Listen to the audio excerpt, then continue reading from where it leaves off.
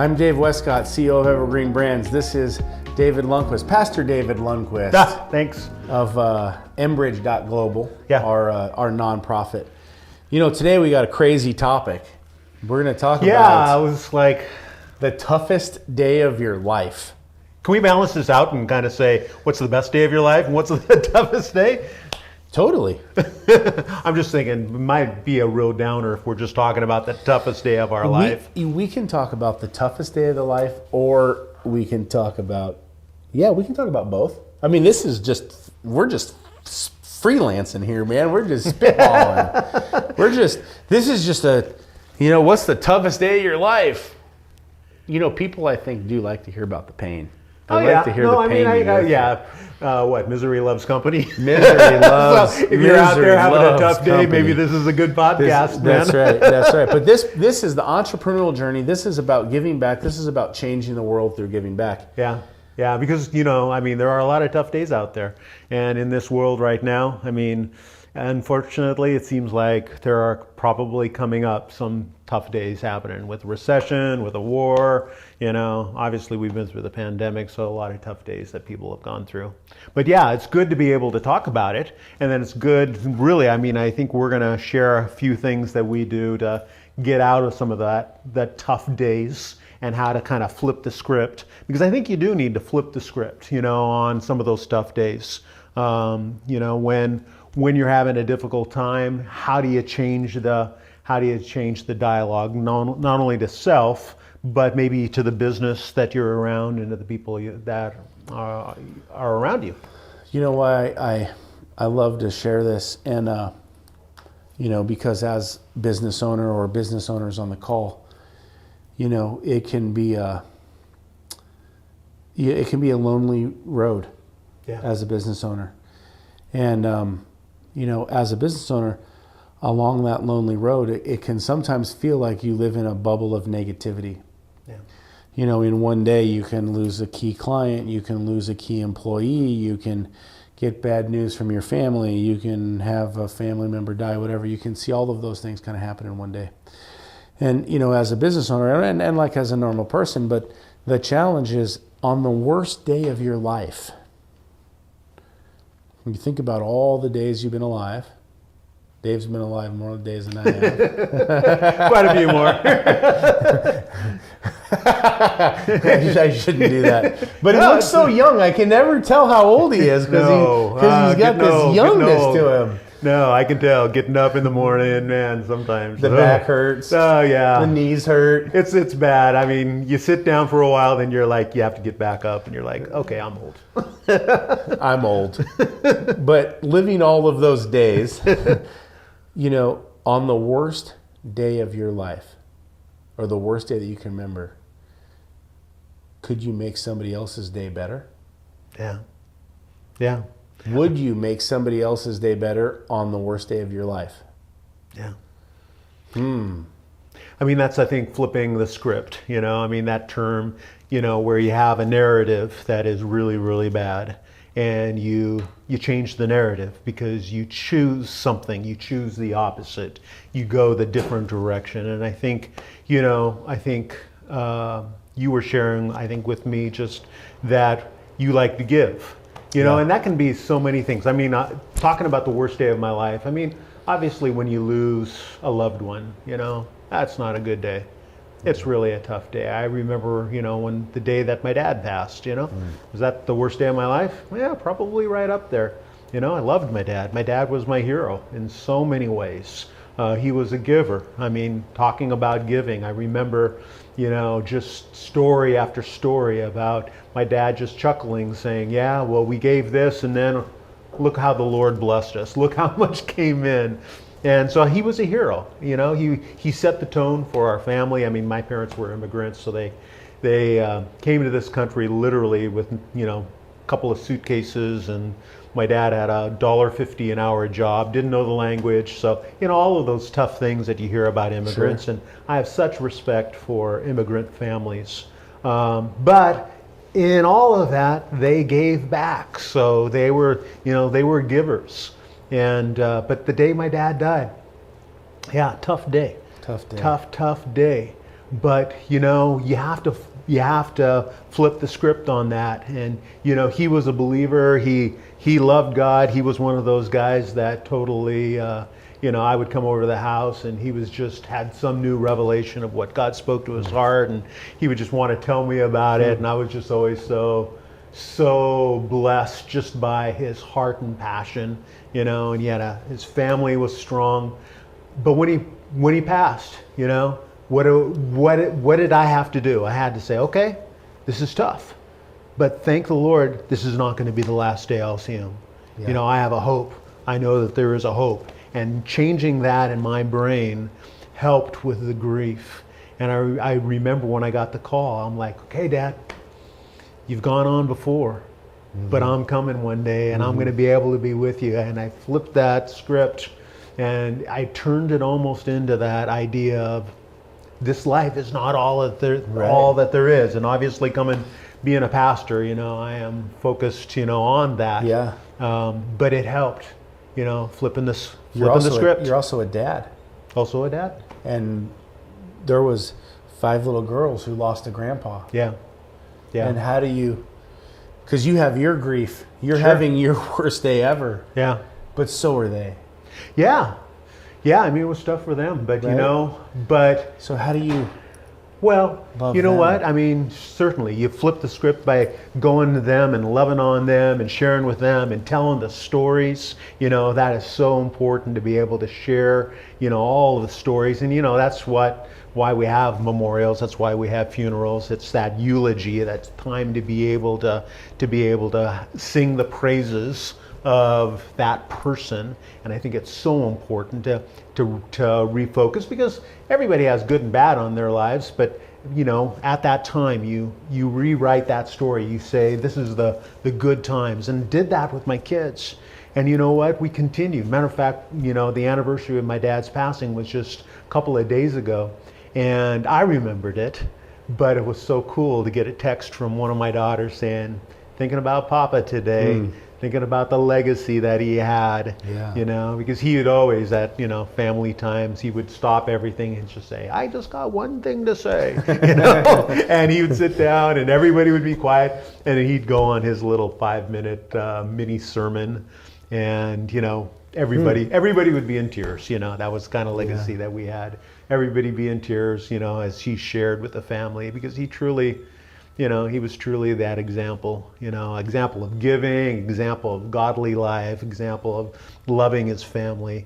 But that day when that happened, it was like, okay, someday I'm going to be with him. We have a legacy. We're carrying on that legacy. We're continuing. We're taking his story and we're continuing it on, and we're going to be givers. We're going to be people of faith. We're going to see him one day. We're going to continue to talk about the good things that he left behind in our lives. And you know, you can trace it back, you know, so much of that belief is because of somebody else. So yeah, it's good stuff. Toughest day, you know, it's those tough days, man. They are hard. I'll share one of my toughest days with you as we're on this call.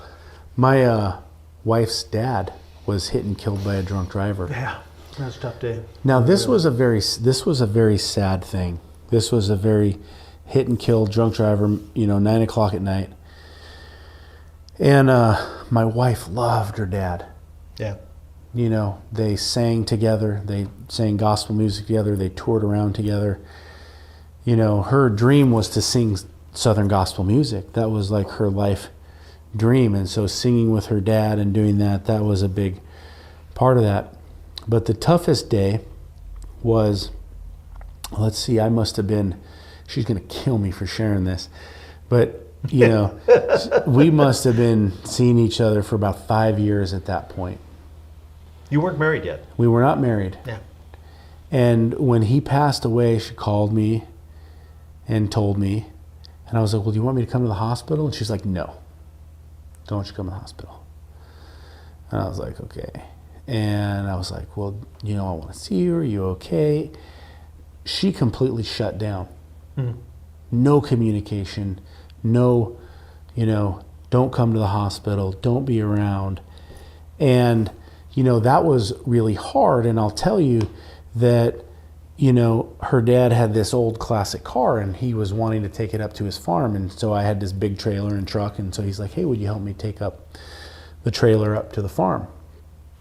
And so I had said, yes, I would help him take the trailer up to the farm or the truck up to the farm, or the car up to the farm on the trailer with the truck. And at that point, I was going to ask him, I was going to say, hey, can I marry your daughter? I was going to have that conversation. Wow. And so we were planning that, and that was going to happen. And I had the ring and had kind of everything set in motion. And so then he gets hit and killed. And so we're at this very serious point in our relationship. And, when he passed away, she turned into a rock solid, just no communication, nothing. Mm. And it was like that for about a year. Really? And I even went up to the hospital to see her, and she was like, don't come in. I waited in my car, stayed in my car overnight. Wow. Just trying to support her and be there. Her brother came out, her sister came out, but I wouldn't go in because I wanted to honor how she felt. Toughest thing ever to do. But not only was, do you have the loss of a loved one, not only do you have that happening, then the person that you love, that you want to marry, like it's affected them in such a way that they won't even communicate with you. And then her brother, who was in the car accident, broken back, whatever, all these things he had to deal with, he needed a place to stay, so I let him come stay at my house. But even during that period of him staying at my house, and trying to be a giver, trying to love on the family, trying to be there, that still communication was broken between her and I. I didn't know that. And it took about a year to rebuild that. And it took a year of just because of the grieving. That's right, loving you and taking care of you and supporting you and honoring how you feel. And that was, if you can think of a breakup, or you think of a divorce and you think how that makes you feel inside, the loss of a loved one, it was like going through that for her and, for her dad, who I had known at that time, 10, 12 years. And so how do you do that? So you see a loved one going through that, you see how that's affecting them, you see how that's affecting their life, but it also affects you in a dramatic way. And if you've ever been through a divorce, or you've ever been through a serious breakup, it can be heartbreaking, and you want to know why, and you want to understand, and you want to talk, and you want to try to do anything you can to make it better. But when the person on the other end, it doesn't receive that, how do you handle that? And I think when it comes to the worst day ever, it's all about, one, I can't control it, so I got to give it to God. That's number one. I got to give it to God. And then through that, even when I give it to God, I'm a human being, so I'm still going to stress. I'm still going to feel bad. I'm still going to try to make it better. Even though I'm trying to give it to God, I'm still going to get my human thing going on there. So, but it's just always living through love, and always being patient, and always being kind, and always just walking through that season with those pieces, and always being reliable. Yeah. Whether you're reliable for your family, even, when my older brother passed away, watching his sibling pass away, seeing how that affected my dad. My dad, always strong like you, my hero, right? And then you see, it was the first time that I ever saw my dad vulnerable like that. Yeah. And I thought, oh, my dad has feelings? My dad doesn't just handle everything? Like I was like, oh, things get to, it was like this weird, he was the hero, but it was like there was a glitch in the armor. Wow. And it was the first time I had ever seen that, and I was like, whoa. It was mind-blowing for me to witness that, but dealing with the hardest day of your life. And what I like to say now, and even with everything I went through there, and yet, they went through much more traumatic loss, and everybody's going through all these different losses along the way, but even when you're going through that, how do you continue to make a life better? How do you continue to bless somebody right next to you when you are going through the worst thing that you've ever been through? How do I keep supporting my team at work? Yeah. You know, my team at work never knew one thing that I went through. Yeah. Never. Never missed one email, no matter what I've been through. Never missed one phone call, never missed one meeting. So how do I support my team? How do I live up to my team? How do I live up to my responsibilities, even when inside I'm totally broken and totally shaken and totally, wanting to give up myself? Well, I think the importance of you having that stability, and some people might say, well, are you dealing with it if you don't pause and grieve and do those grieving things, which very true. I mean, we do need to have a place, space and a place where we grieve, but the place has to be wise as well. You don't take your grieving and you come to work and just blow out, negative emotions necessarily at work, but you do have a space and a place for that. And then you also have, steps to process, where you can talk it out, where you can. I think one of the things that I thought was very powerful that I heard you did is that when you have a bad day, you give. Yeah. You choose to, again, flip that script and you say, okay, today's a tough day, so I'm gonna do something special for somebody. I'm going to change the paradigm. I'm gonna give back, to somebody else. I'm having a tough day, so if I give, that changes. The amazing thing about giving when you're in grieving, it actually relieves the grief. Yeah, it does. It actually changes because, it's so hard to give when you're in grief because you don't want to do that. Your natural reaction is to say, everybody get away from me. And you want people to know how you feel because you want their sympathy. You want them to say, but that emotion. Yeah. So and it's important to come alongside of people and to walk with them. And it's important to be able to share some of those hard moments. And it has to be with the right people. Yeah. And it can even be with people that you don't necessarily assume are going to be, in a sense, just family members. Sometimes it's good to find a counselor or somebody who just has good counsel, for you to be able to share with and pause and talk. But then it is also good for you to be proactive, and that's being proactive by taking some steps. It's kind of like if somebody's hurt you, it seems like the first thing you want to do is you want to build a wall. Well, you may have to recoup a bit, but forgiveness means that you start to give before you feel like it. And hardest day of your life, sometimes doing that which is not necessarily the natural, but is the supernatural, takes it to that next level. And that's where you depend on God. That's where you find out that He's a resource. Absolutely. And He gives you the ability to do some amazing things, even in the midst of hard times.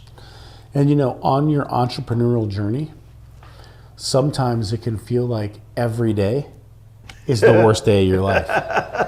It can feel like every day is the hardest day. Sometimes you can feel like, what's the point of pushing through? Yeah. And that's where I believe giving back is so important. Because whether it's really the hardest day you can ever imagine, I think there's several things that you take from the hardest day of your life. And in talking to Amy about the hardest day of her life was the day she lost her dad. Yeah. One of the hardest days of my life was the day she lost her dad. Yeah. Reasons were different, yeah. But it was still this massive of impact. And the thing that we both took away from that was we never want to live our life not doing the things that we want to. We never want to live our life squabbling over where we're going to eat for dinner. We've never had an issue with where we're going to eat for dinner. We've never had an issue with where we're going to stay. We've never had an issue where we're going to go on vacation. We've never had any of these issues. Because you know what we decided? was we decided that all those little issues, they don't matter. Don't matter. Not one of them matter. You know what? Every single restaurant in America, even Indian food, I can find one thing on the menu that I can eat. Hey, you want to go there? Great, let's go. Because I can find one thing. The butter chicken at Indian food is the really buttered good. chicken and Indian food. I'm going to check that out. But it's no matter what. And I actually do like Indian food. I was just teasing. But the thing about it is that you decide in those moments when it's the worst day ever. You get to really look in the mirror and you get to look at your life and you get to make some serious life choices. Yeah. You get to make life choices that say, how am I going to live the rest of my life? Is this job worth it? Is this work worth it? Is the way this customer makes me feel worth it? Is the hours that I'm working worth it? Is the commitment that I'm working worth it? And the thing that I realized, and you mentioned your dad, and I see this in my dad, who's going to be 91 years old this year. I see in my dad this old, frail man who at one point was the strongest man I could ever imagine. Yeah. And he can barely get out of his chair. Last night he fell down. Oh, no. And you think about that, and he goes into a room, and people don't want to listen to him talk. People don't necessarily care what he's built. People don't necessarily care what he's accomplished. But there was a time he'd be the center of the room. And the truth of the matter is that no matter what you build, no matter what I build here today, it's all going to pass away. And no one's going to remember it. And no one is going to really care about what TransBlue paved or what parking lot we plowed.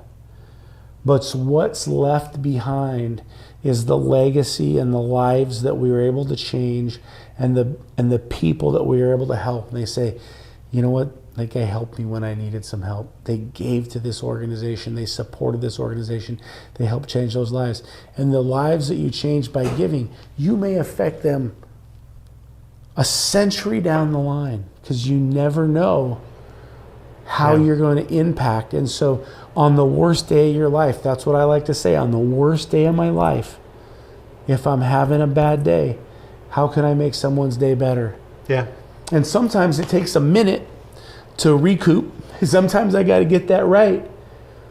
Yesterday was a tough day at work. It really was. Yesterday was a really hard day. This morning was really tough.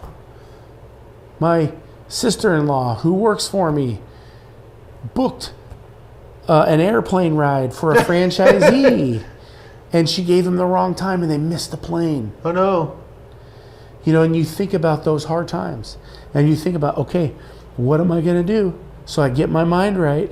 And then you know what? We're going to dive in and we're going to have more fun. We're going to have more family time. We're going to have more time enjoying life. Flip the script, man. That's right. We're not going to let those circumstances control us. Just like, what you did. I love that story about your dad. Yeah. And just the vulnerability of that. Yeah. And that even your girls to this day, and you're big on the Lundquist family. We are Lundquists. Yeah. No, yeah. I mean, we all have all sorts of family phrases and stuff like that to build family identity, because I think family identity, sorry for the sidetrack, but okay. Our identity is built off of family identities, and that's why it's so important for moms and dads to love each other well, because the kids, that's the core of the family, and then the core of the family allows them to build their identity, and they know who they are and how they connect to the world. So. And when you think about the worst day in their life is when they see you argue. Yeah, actually, I had an interesting thing about that. We just had some people over to our house, because one of the things that I love is just parenting ministry and passing from one generation to another, commend the works of God or the truth of God from one generation to another. And we talked about that, and I had a guy who mentored me, and I asked him, I said, why do kids rebel? Why are kids seems to be so much rebellion? And he says, well, number one is mom and dad don't know how to properly love one another. And I'm like, really? And he goes, well, if you think about it, yeah, the two most important people in that child's life, when there's tension there, what happens to the child? Man, they're going to react to that, because the two most create all that anxiety. There's all sorts of angst in their heart, and that angst has to go somewhere, and it creates problems. So yeah, you can never be as good a husband as you are a dad. I mean, that's right. Dad as you are a husband. And that's why I love making someone's day better. Because when you come home from work, when you've had a really hard day, how do you treat your wife? How do you treat your kids? Sometimes you need a minute to decompress. But the thing I love is, oh man, get in here, let's have a hug, let's eat some food, let's play some games, let's build some Legos, we're in the Lego phase. Even if it's a really hard day, they don't get to witness that. Yeah, you put it because behind you. they don't need to witness that. Because at the end of the day, none of those struggles matter. What matters is my dad loves me, my mom loves me, my parents care about me. And that's what I believe leadership is on the worst day of our life, how do we make someone's day better? How do we deal with the loss? How do we deal with the pain? And I love to do it through giving back. If I have a bad day, I love to say, okay, I'm going to make a donation. Yeah, I love that. Go to a church and give a donation. Go to a church and give a donation. Go to your favorite charity and give a donation. Volunteer some time. Yeah. Pick up the phone and call somebody that you know is always in need. Yeah. Because guess what I know? I know that I know people who are always in need. Yeah. I know people who are always having the worst day every day and they want to talk about it. And I know I can always make those people's day better. Yeah. There you go. So that's the tip for today. On your entrepreneurial journey, on the worst day ever, make someone's day better. I'm Dave. Change the world. Yeah, change the world. I'm David Wescott. If you like this, give us a follow. If you like it, give it a share. Follow me on LinkedIn, David Wescott. Enbridge.global is the website. This is Pastor David Lundquist. Follow him on Facebook. Follow him on LinkedIn. Get hooked up. Get engaged. And if this meant something to you, then share it with the world. Yeah.